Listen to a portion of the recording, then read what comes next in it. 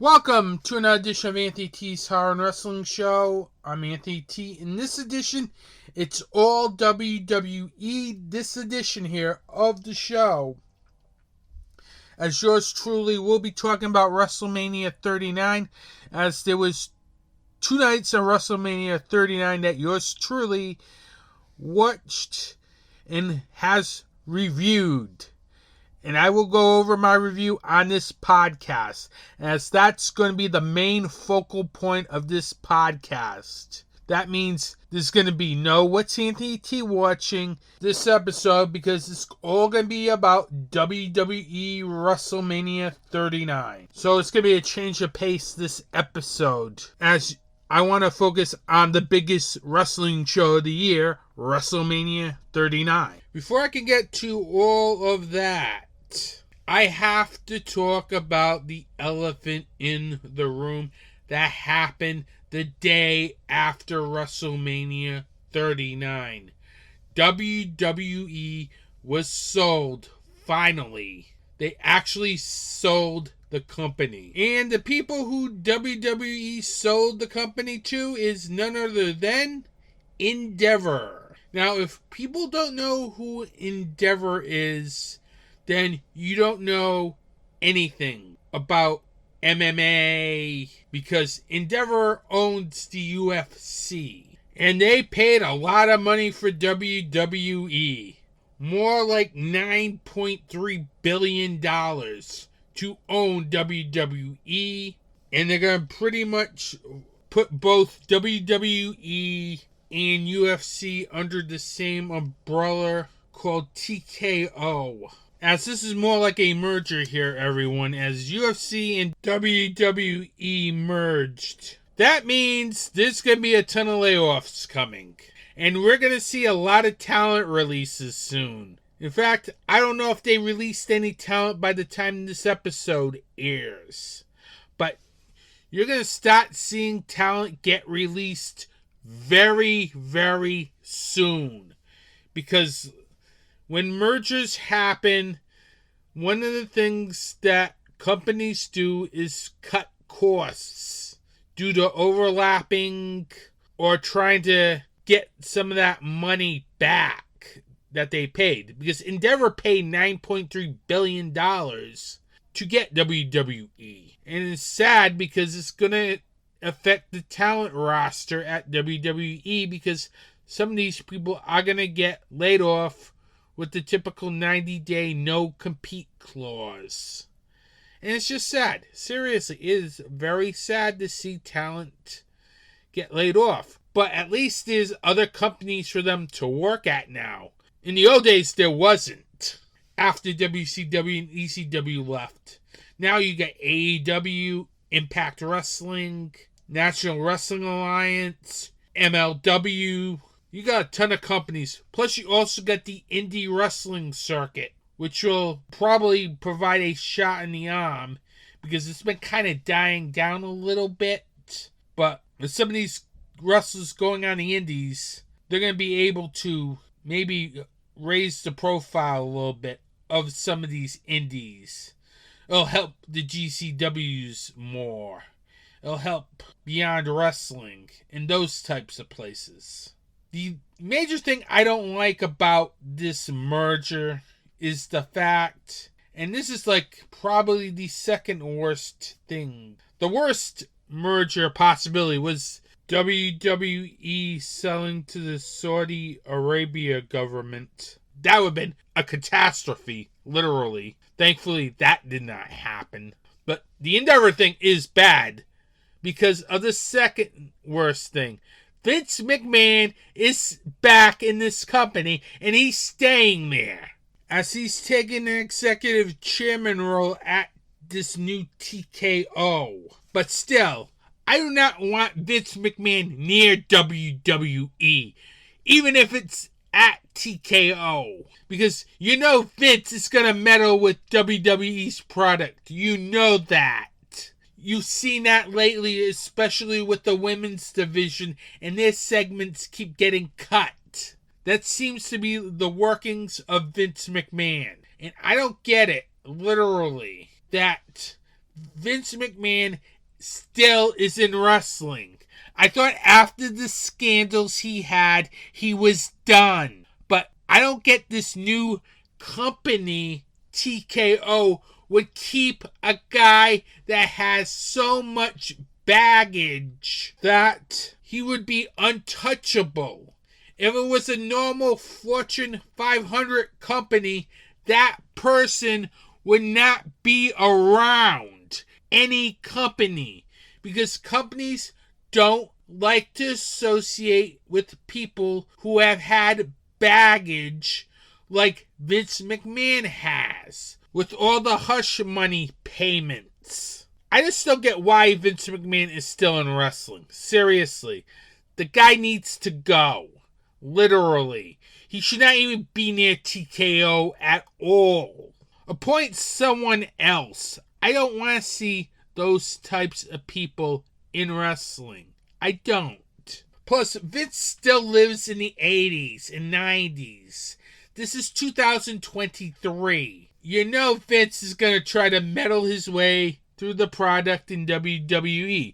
That's what he does. Now you got a very unhappy locker room. Hopefully the draft will be a reset and Vince doesn't do as much. But I have no faith in that, literally, as I'll believe it when I see it. That Vince McMahon just stays away from WWE and focuses on TKO and TKO only, as he'll be around WWE until the day he dies. I don't know why Endeavor would continue to have this guy around. Seriously. They know the fans don't want him around WWE. They know. But it doesn't seem like Endeavor cares. As long as the money keeps flowing, they're not going to give 2 cents if Vince McMahon is there. They're not. They're not. As long as the TV ratings are up, and as long as those big lucrative contracts keep coming in from USA and Fox, Vince McMahon will still be around WWE in one way or another. And that's not a good thing for this product. Not at all.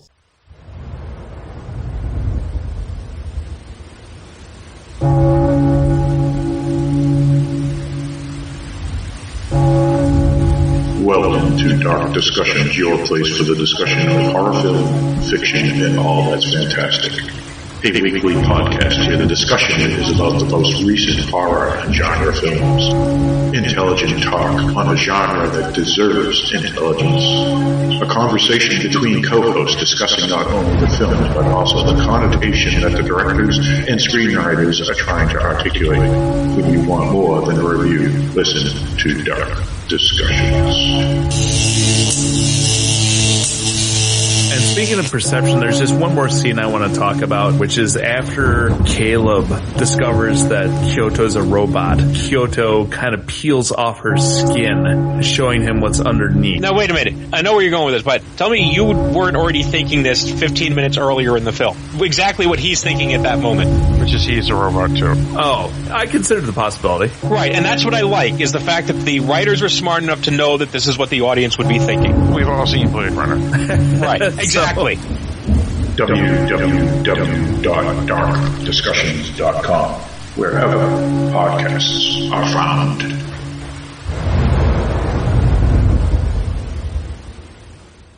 Welcome back. If the Endeavor sale wasn't enough this episode, we still have to talk about WrestleMania 39, both night 1 and night 2. It started off with The Miz and Snoop Dogg hyping up the event before the card started. The opening bout for WrestleMania 39 night 1 was Austin Theory versus John Cena. Now, if I had it my way, I really don't think this match should have started this card, especially with the match afterwards, which I'll go more into after this match, because I really thought the match afterwards would have been a better way to open up this card, given the fact that that match was much better than this match, that's for sure. Even though I say that, I thought Cena versus Theory was a solid opening match. The action in the ring was good, as both of them really did a good job keeping your interest, as it kept my interest throughout. Both of them worked very well together. I like the fact that both Cena and Theory had good chemistry in the ring. As Austin Theory is a very good wrestler, I have to admit. He is. I've seen some of his stuff in Evolve back in the day. He can go if given the right material. Austin Theory, I think, can be a world champion in WWE. It's just the way they booked him. And this is the problem I have with this match. Yes, John Cena put Austin Theory over. The thing that I did not like at all was the way that John Cena put Austin Theory over. It's like WWE was protecting John Cena, because there were a lot of shenanigans towards the end of that match. And that was like the major problem I had with this match, which really hurt my enjoyment of this match. And it was the constant cheating from Austin Theory in the match, whether it was like biting the hand during an STF position or nailing the ref when he had the ropes to block Cena's finisher, the AA. The finish comes when Cena makes Theory tap out with the STF, but there's no ref around because the referee is knocked out. This gives Theory a chance to low blow Cena and hit his finisher for the victory. I don't get why they couldn't have Theory beat Cena clean here. As if they had Austin Theory beat John Cena clean, it would have been a nice passing of the torch thing. But no, they did not decide to pass the torch. Instead, they wanted to protect John Cena, and having the screwy finish didn't help matters. Seriously, for Austin Theory. First of all, why are they even having this match, even though we all knew John Cena was not going to win that match for the U.S. title?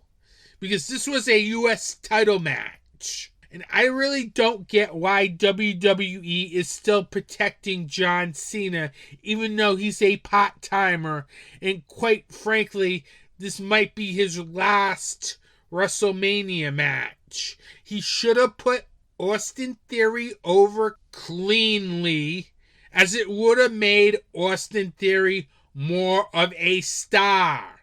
Instead, all these shenanigans and all these shortcuts really diminishes what you could have done with Austin Theory, as this could have been a star-making performance for the kid. But instead, they decided to protect John Cena and have a screwy finish. It irks me, WWE, seriously. I know it's a good match, but Austin Theory should have won this match cleanly. It would have sent shockwaves, and it would have made Austin Theory a made man. But no, WWE needs to protect its golden boys, the John Cenas, the Roman Reigns of the world. And that's the problem with this promotion. Even though Triple H has done a great job booking, he's still protecting these golden boys. It's time for them to pave the way for the future, especially if both John Cena and Roman Reigns are going to be part-time wrestlers. Moving on. Next match. But first, we get a Snickers commercial. Yes, I know, they're sponsoring the event. No, I do not need to see Snickers commercials. Seriously. I don't want to see advertisements on the biggest show of the year. I don't care if they're the event sponsor. I can understand if you want to advertise your website for merch or advertise your video game, but advertising your sponsor's products, it's going a little too far, and it takes up at least 2 minutes, and it's a little time consuming. And after this, we get the first of many product sponsored matches. Remember back on episode 92 of the podcast where I complained about WWE using product placement for matches? Well, we started to see that at WrestleMania, everyone. In some matches, not all, but you had a couple of sponsors sponsoring matches. It's like I'm watching the wrestling match and I have to see the sponsor's logo on the LED board. I don't want to see that. Seriously. It's distracting. Literally. I was kind of distracted a bit, quite frankly. But let's move on to the match. It is the Tag Team Fatal 4-Way, sponsored by Intuit TurboTax, as the Street Profits versus the Alpha Academy versus Strowman and Ricochet versus the Viking Raiders. This was a great match. This match should have opened up WrestleMania 39, not Cena versus Theory, as this really got the crowd in a frenzy. In a match that had no right of being a great match, quite frankly. All the teams in the match worked very well with each other here. There's some really good spots, including Chad Gable hitting a rolling suplex on Braun Strowman, Strowman nailing a frog splash on Ivar. The action was fast-paced throughout this whole match. The match also had a very excellent Tower of Doom spot. The finish of this match comes when Ricochet tries for a shooting star press, but Angelo Dawkins got his knees up and Montez Ford hits the frog splash for the win. This was a great match. This really got this pay-per-view going, seriously, for me. Then we had a needless up, down segment simulating the Seth Rollins versus Logan Paul match. Ugh. I don't want to be wasting time here. This is a wrestling show, not Madden 2K23. Seriously, that's what they made WWE 2K23 feel like. Madden 2K23. Where they had this simulation who was going to win the match. It was very needless to say. I didn't need that. Let's just move on to Logan Paul versus Seth Rollins. In one of the most infuriating moments of this show. Even though this was a great show, it had a couple of infuriating moments. One was Logan Paul's entrance. Ugh.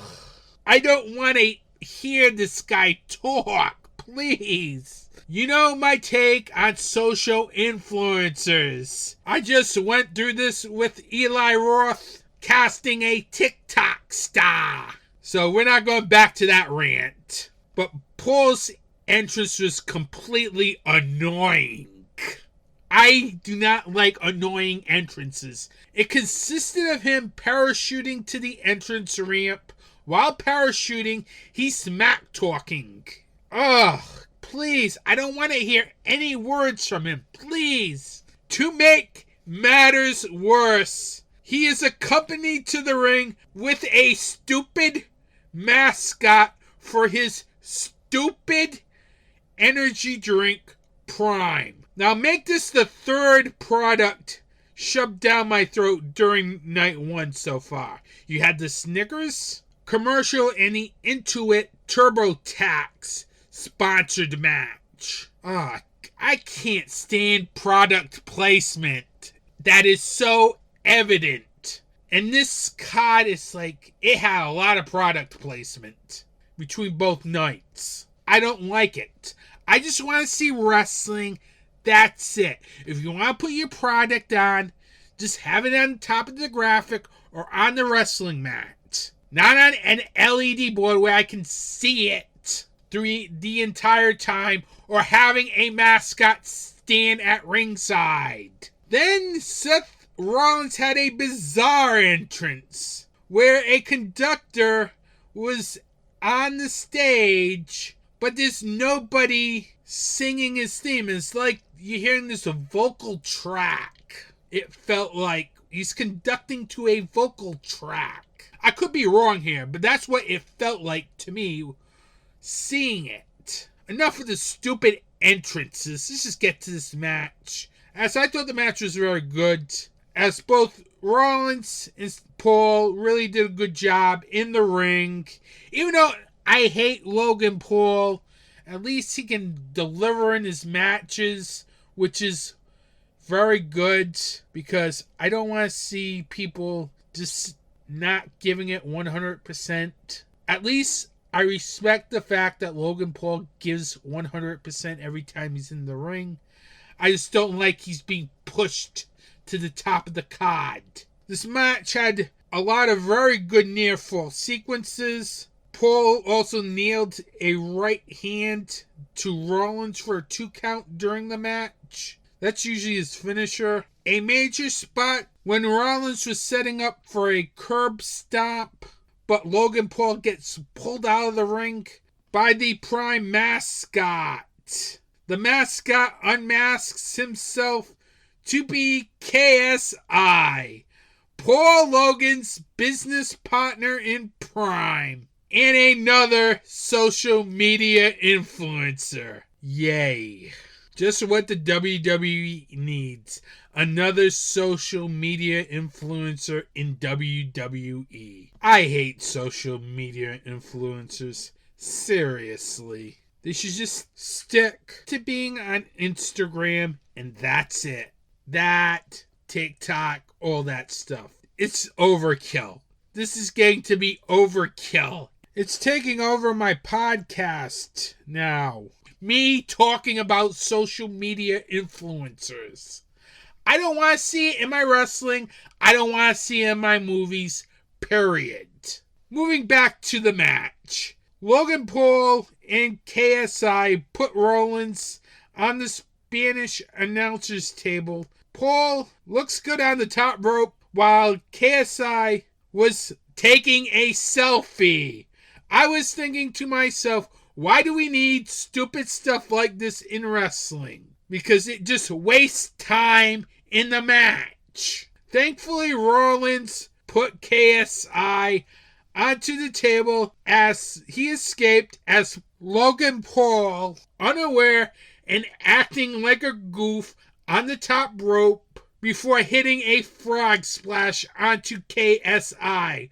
Rollins quickly rolls Paul into the ring, hits the pedigree for a 2 count. The finish comes when Paul hits a GTS to Rollins, then hits a frog splash for a 2 count. Paul tries to hit coast to coast, but Rollins hits a super kick, then curb stomps Paul for the win in a very good match, but could have done away with all the social media goofness that accompanied this match. Seriously, it was overkill. I don't want to see social media in my matches. I am sorry, people. This is starting to get on my nerves, and it's taking away from valuable time on this podcast because I have to talk about it. But anyway, we gotta move on. We got more matches for night 1 of WrestleMania. Next up, we had Damage Control versus Lita, Trish Stratus, and Becky Lynch. Lita, Trish Stratus, and Becky get an awesome Sin City-like entrance video, plus them coming out to a black and white background, which captures the whole vibe of the video. That was cool. The crowd was not into this match for the most part. Match felt slow, which hurt the pace, so maybe the end of it. The finish comes when Lita hits a twist of fate on Io Sky. Trish Stratus hits the chick kick on Dakota Kai. Then Lita hits a Lita Salt on Sky and Kai, leaving Bayley all alone with the 3 of them as she's on the second rope with Becky Lynch, where Becky Lynch hit the manhandle slam for the win. I really thought the wrong team won in this match, they're just making Damage Control look like goofs. And these are 3 talented women wrestlers. Elo Sky, Dakota Kai, Bailey, and they're being looked like as goofs here. I don't get it. They should have won this match. Quite frankly, they should be a dominant female stable. Instead, they look like jokes. And that's not a good thing. They needed a signature win badly, and they didn't get it. Just bad booking on WWE's part for this match. Moving on, and yet another product placement match. Make that number 4 here.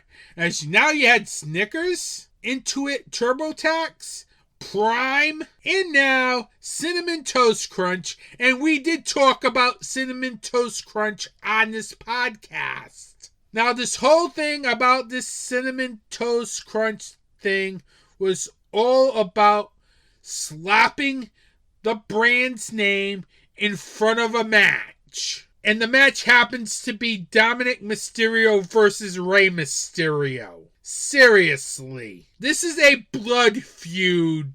And it's being presented to you by Cinnamon Toast Crunch. You've got to be kidding me. I can't take this if every match is going to be presented by a sponsor here, WWE. I don't know how many more pay-per-views I can watch. And this is the first one I've watched with sponsorships in front of matches. So, if this is going to be a common thing, I'm going to be burnt out with this product very quickly. This was a very good match. You had Bad Bunny at ringside at the Spanish announcers table. Now, keep in mind a Bad Bunny here, because Judgment Day would show up later in the match.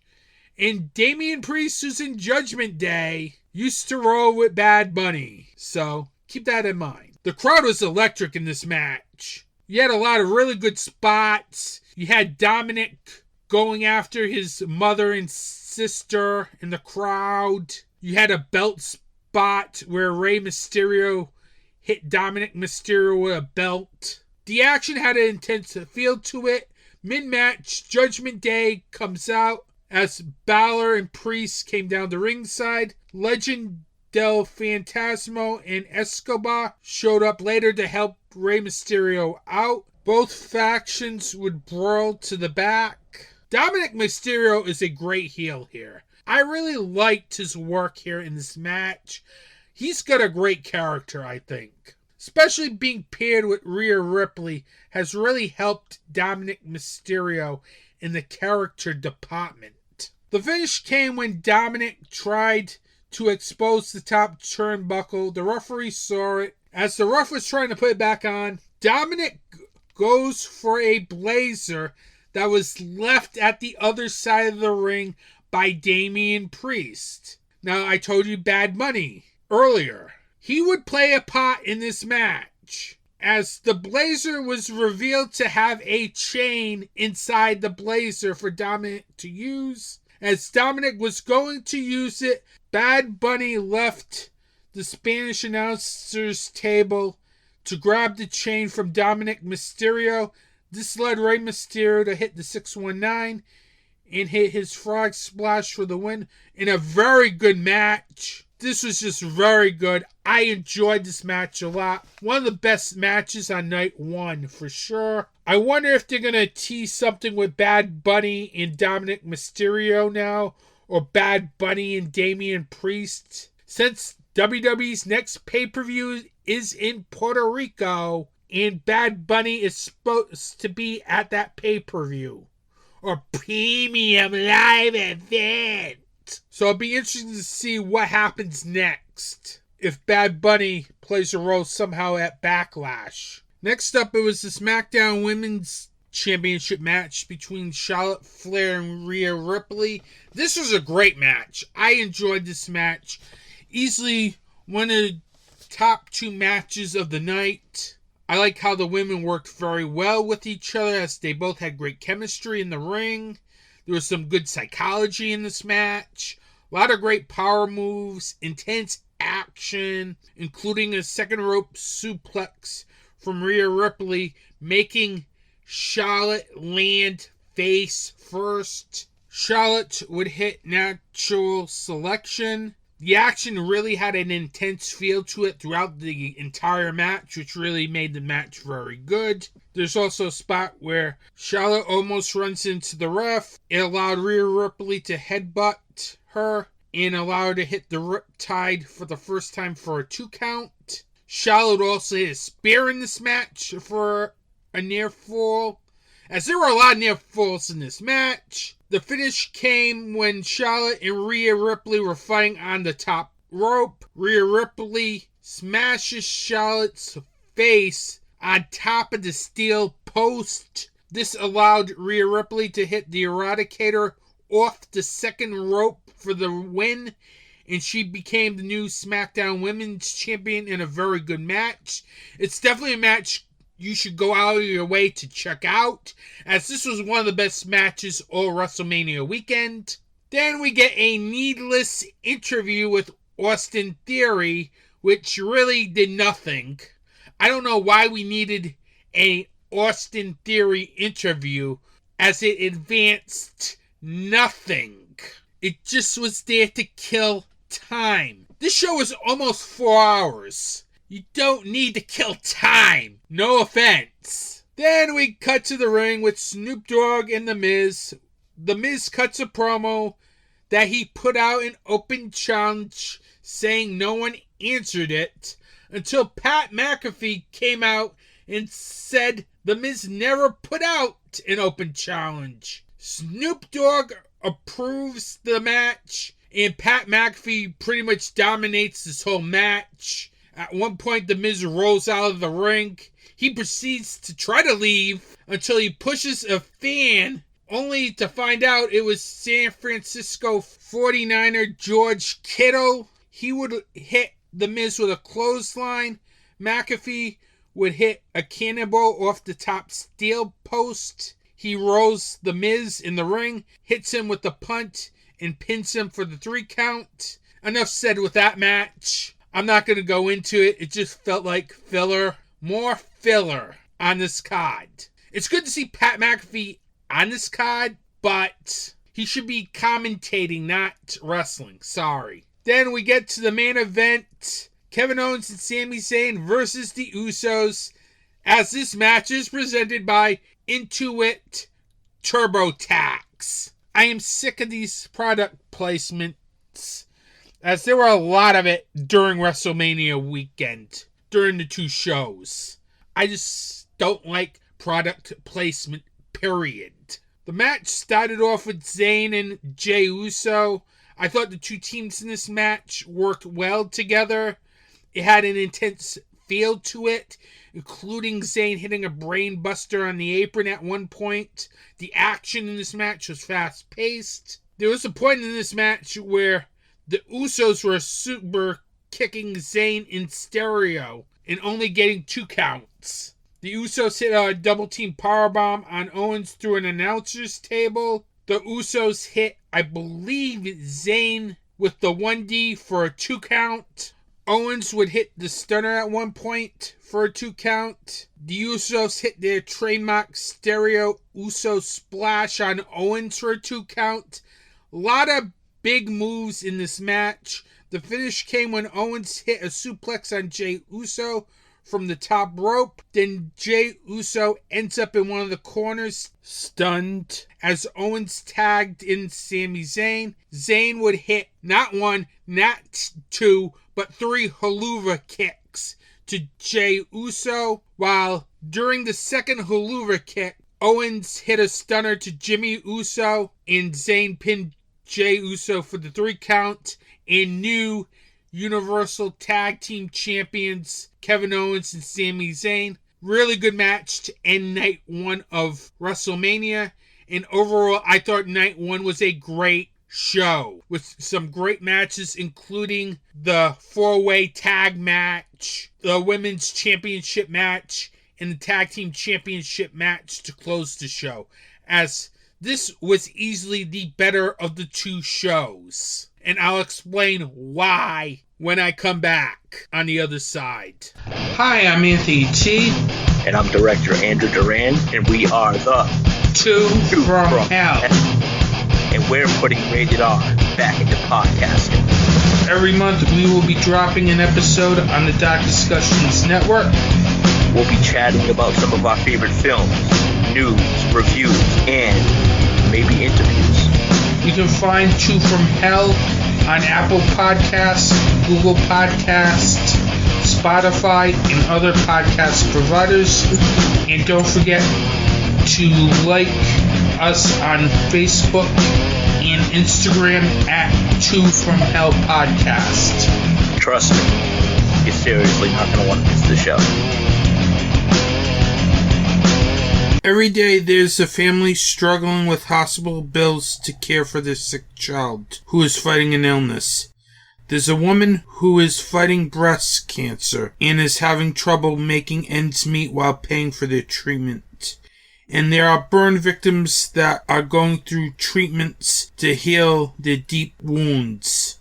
There is a charity in the horror community that helps these people. Scares That Care is an organization that helps families deal with the bills for their child. They help women get the treatment they need to fight breast cancer, and they help people who are dealing with severe burns get the help they need to heal. Scares That Care is a 100% volunteer organization and 501c3 nonprofit charity that is dedicated to helping these people in fighting real monsters. To find out more information or to donate to Scares That Care, you can go to www.scaresthatcare.org. Every donation helps Scares That Care fight real monsters. Welcome back. Moving on to WrestleMania 39 Night 2. Would this be better than the first night of WrestleMania 39? To put it in a very simple answer, no. Not at all. Seriously. And it really started with the opening match of this card. Brock Lesnar versus Omos.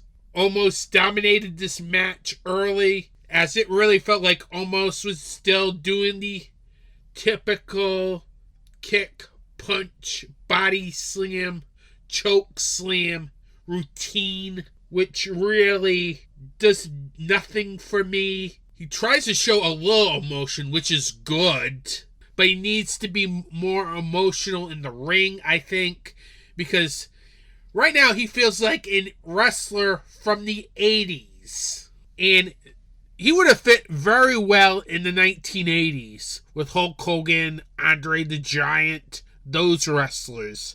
But this is 2023, and you need to have more than just be a wrestler that just does the basic moves. And that's what I felt Omos did in this match. It took a while, but Brock Lesnar hit a suplex on Omos. The finish came when Brock Lesnar tries for the F5 but doesn't hit it, as his back gave up on him. This led Omos to attack him and try to hit his two-handed choke slam to no avail, as Brock Lesnar counted it into the F5 and hit the move finally for the win. Thankfully, this match was quick, but I don't know if I would have opened the show with this match. Seriously, as this match was boring. Seriously. And Brock Lesnar can be good if given the right opponent and everything. I like Brock Lesnar. Almost, I'm still not sold on. And this match did nothing for me on Omos. I know they're trying to make him the next big guy, big monster heel.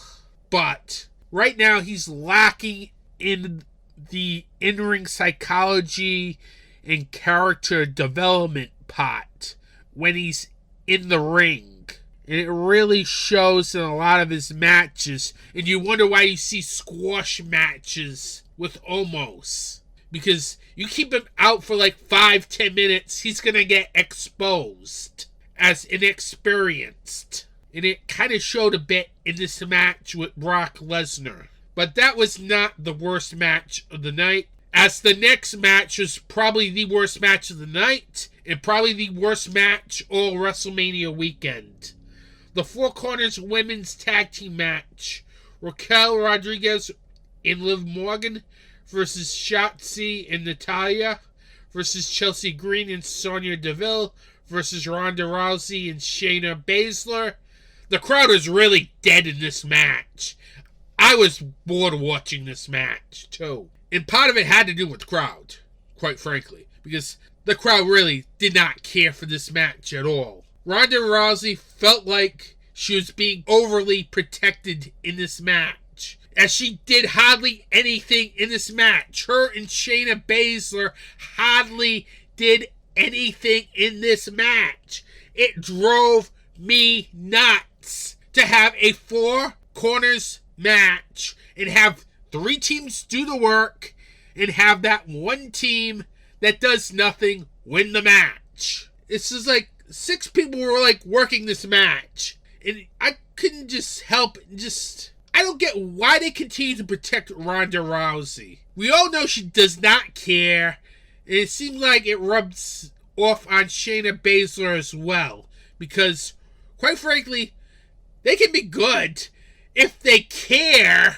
Booking has not been great to them, obviously, and this match proved it. The finish came when Liv Morgan hit Oblivion on Shotzi, only to get tagged in by Baszler, who tagged in Rousey so she can hit the armbar submission. This was an awful match. This is how you don't book a match, especially a Four Corners match. It has to be exciting. This match was just boring. It felt like 3 teams were doing all the work. They might as well should have had a triple threat match. Seriously.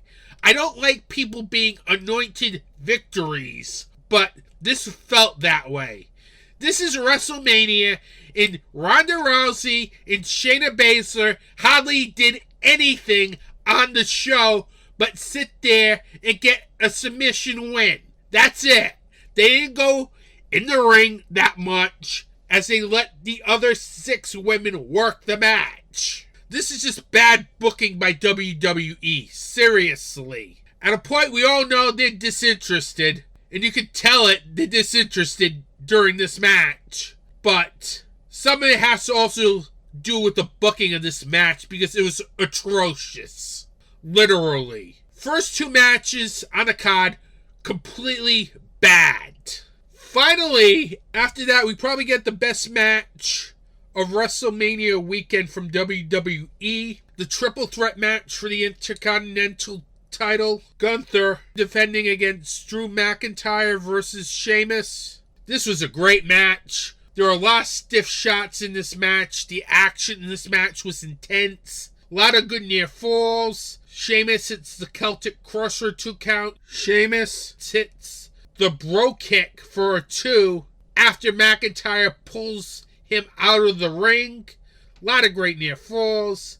McIntyre and Sheamus are fighting in the ring. Sheamus hits the bro kick. Gunther comes from the top rope to break up the pin. Gunther hits Sheamus and McIntyre with his powerbomb finisher, then pins McIntyre for the pin in a very good match. Easily the best match of the weekend. And it was all presented by Mike's Hard Lemonade.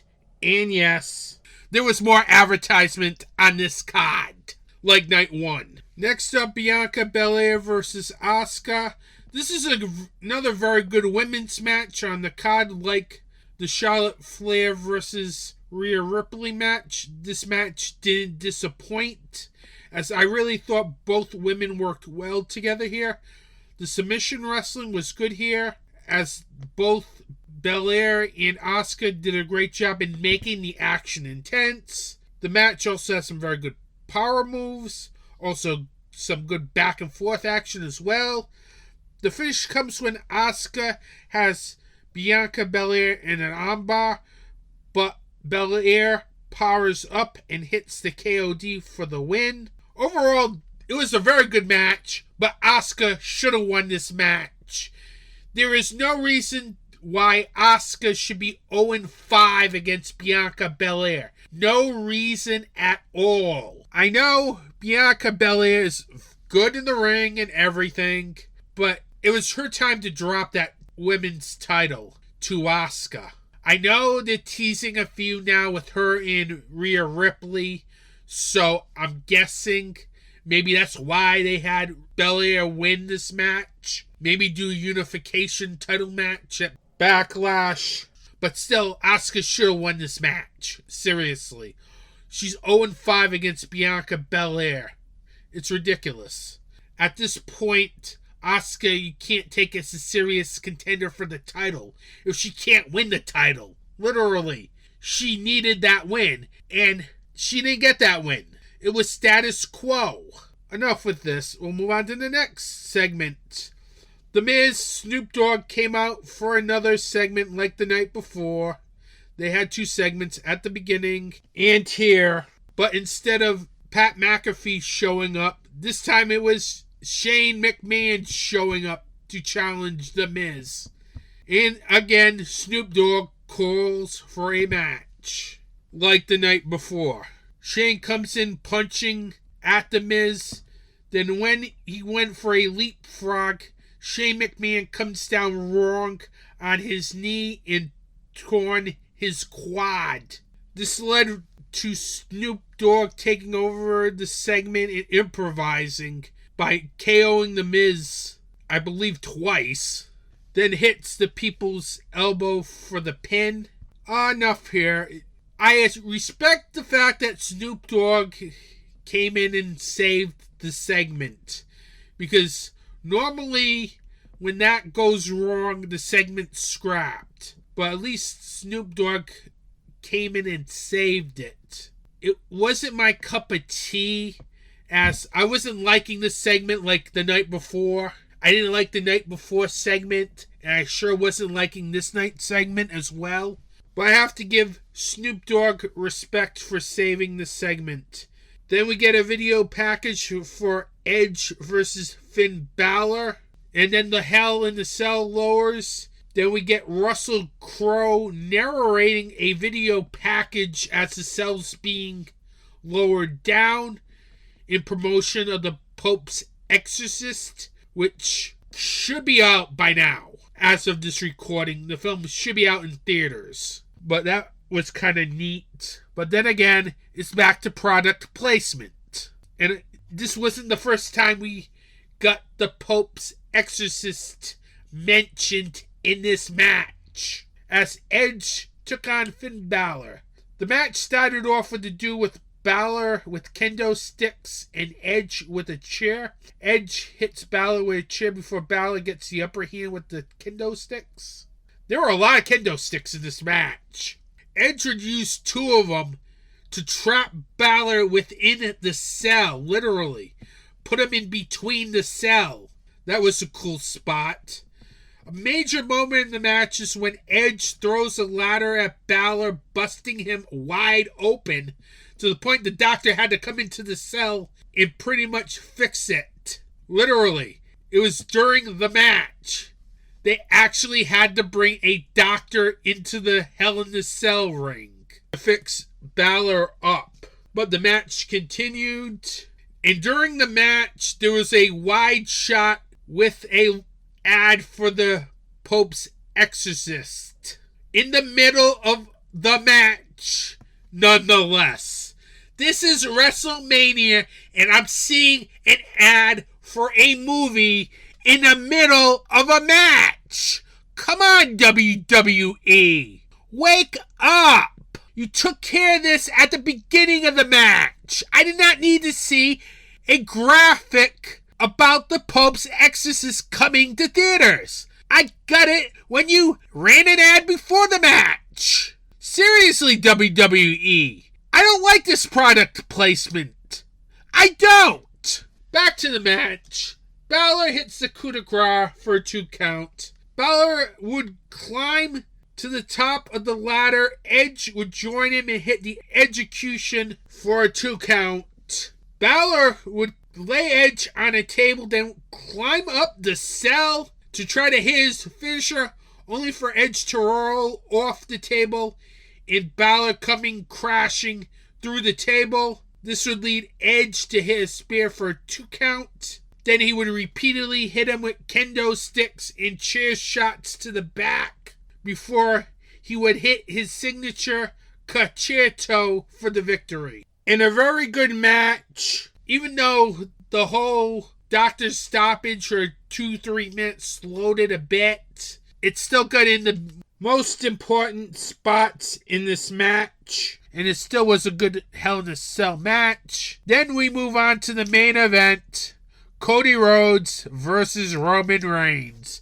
for the WWE Universal Championship, sponsored by Intuit TurboTax. And yes, we still had more product placement even in the main event. The match starts with a Roman Reigns promo begging everyone to acknowledge him as the tribal chief. I don't like this gimmick. Please, I just want to get to the match. There was a lot of interference in this match. Solo Sikoa getting involved in this match. And he does this a lot in this match. At one point, he would hit Cody with a steel chair. He would trip Cody. Then he would be ejected from the match after hitting Cody with his own weight belt. Roman would get the belt, but Cody would hit a super kick, then his crossroads for a 2 count. Rhodes would also hit a pedigree in this match for a 2 count. Cody would also go for a disaster kick, but Roman would counter it into a Superman punch for a 2 count. At one point, Cody Rhodes would hit the figure 4 only for Roman Reigns to reverse it.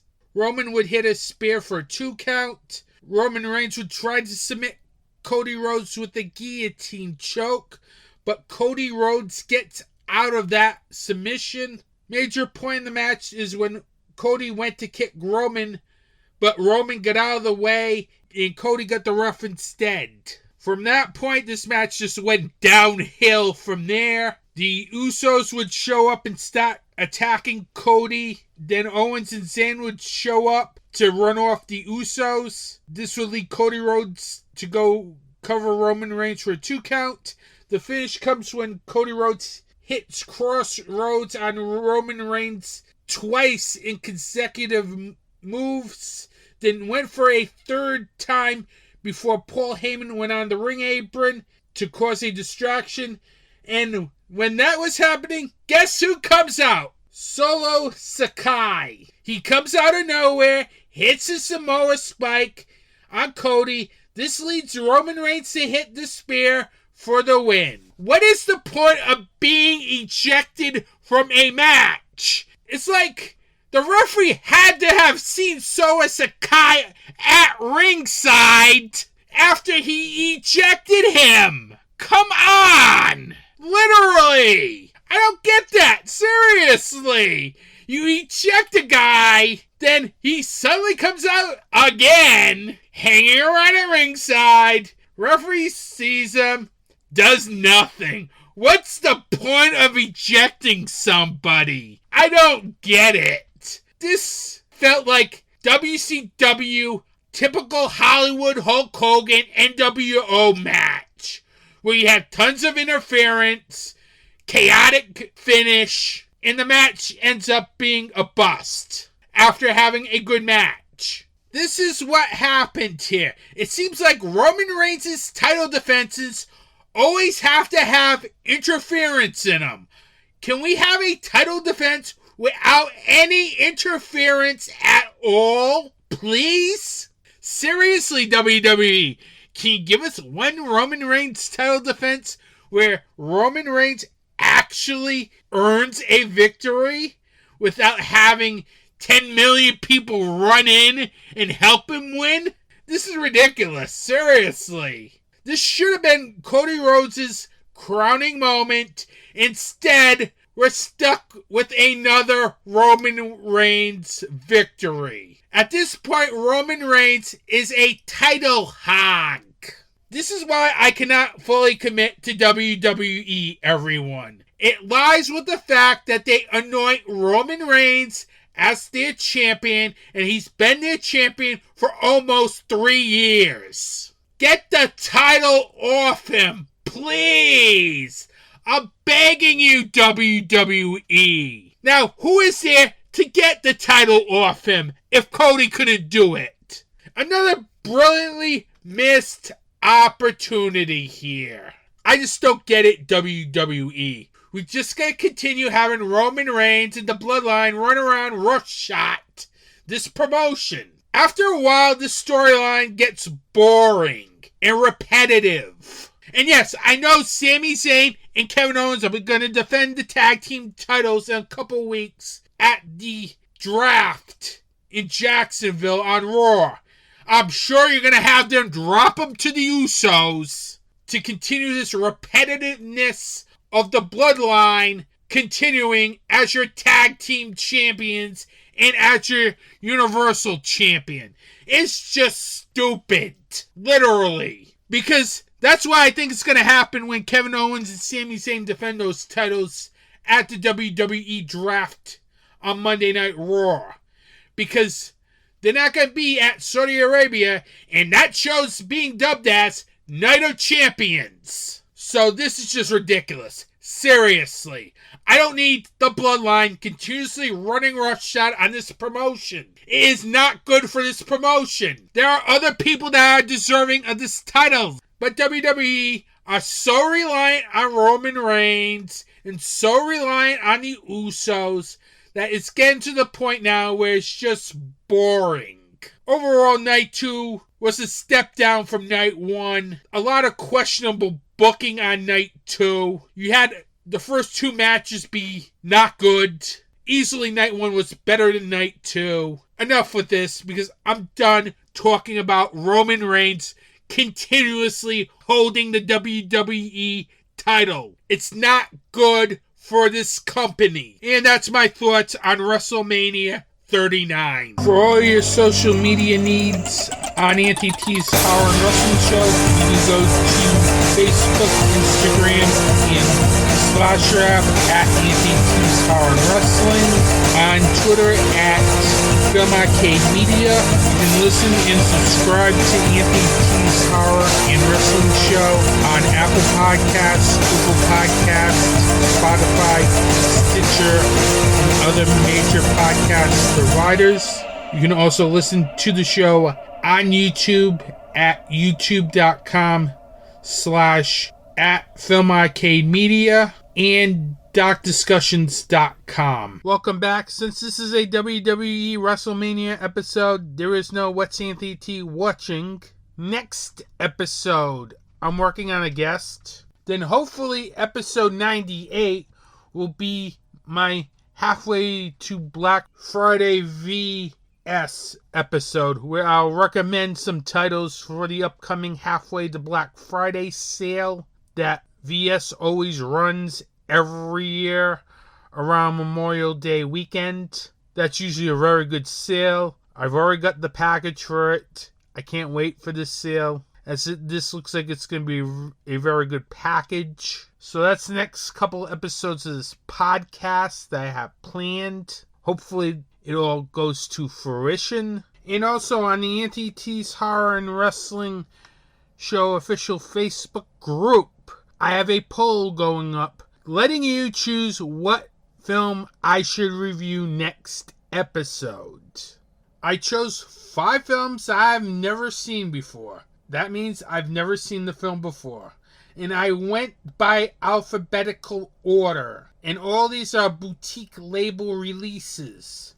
First, I have Bio Zombie from VS, Death Warmed Up from Severin, The Dentist from Vestron, John Carpenter's Vampires from Scream Factory, and Last House on the Left, the original from Arrow Video. You get to choose one of those 5, and you have until May 3rd to choose which film over on the official Anthony T's Horror and Wrestling Show Facebook group on Facebook.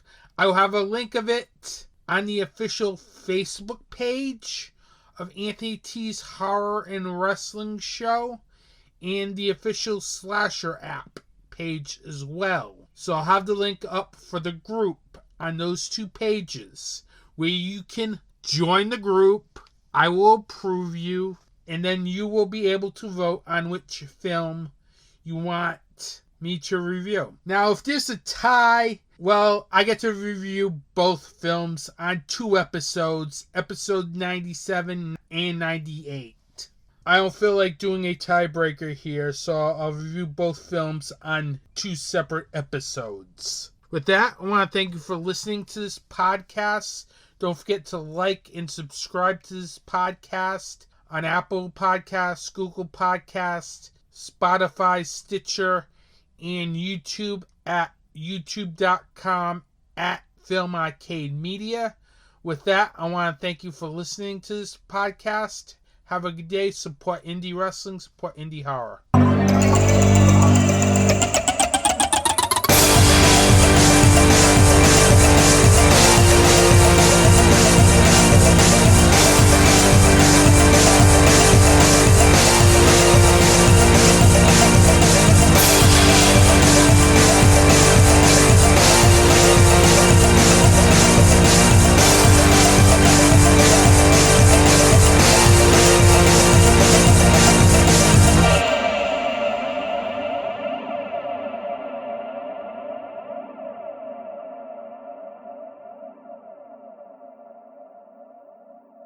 This has been a Film Arcade Media production.